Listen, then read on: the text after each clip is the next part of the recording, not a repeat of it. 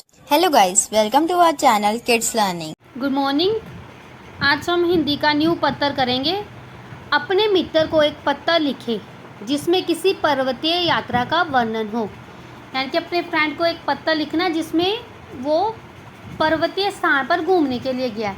ठीक है, now next start. 18 माल road Shimla, date अगस्त की डालनी, आज कितनी है 1। ठीक है, फिर प्रिय मित्र विनोद, सप्रेम नमस्ते। मैंने आपको 2 पत्र लिखे परंतु तुम्हारा कोई जवाब नहीं मिला। क्या कोई नाराज़गी है? वो बोला कि मैंने तेरे को 2 पत्र लिखे, तूने कोई जवाब नहीं दिया। क्या तुम मुझसे नाराज़ हो? इस बार हमें गर्मियों की छुट्टियां 6 जून को हो गई थी। मेरा इरादा आपके पास कुछ दिन ठहरने का था, पर अचानक 7 तारीख को मामा जी आ गए।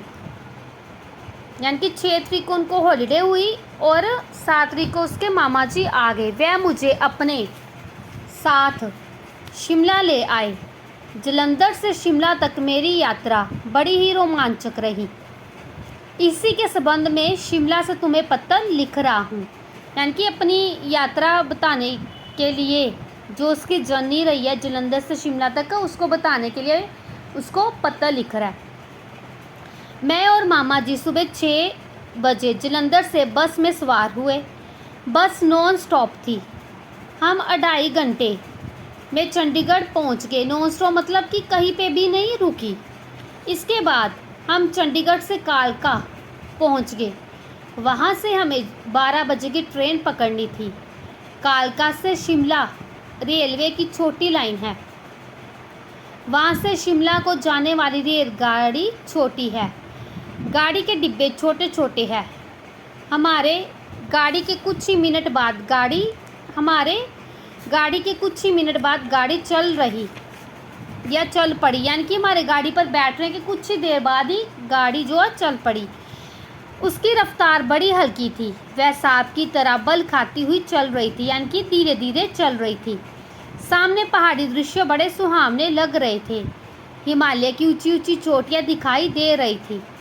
हरे भरे वृक्ष और पर्वतीय नाले मन को मोह रहे थे। इस रास्ते पर एक और मज़ेदार बात थी कि हमें छोटी बड़ी 100 से अधिक सुरंगों से गुजरना पड़ा। सुरंगों से पहुंचते ही एकदम से अंधेरा हो जाता था। यानी कि कितनी छोटी बड़ी सुरंगों से उन्हें गुजरना पड़ा और रास्ते में जब वो सुरंगों से गुजरते थे तो वहाँ अंधेरा हो जाता था और गाड़ी में बिजली जलने लग जाती थी।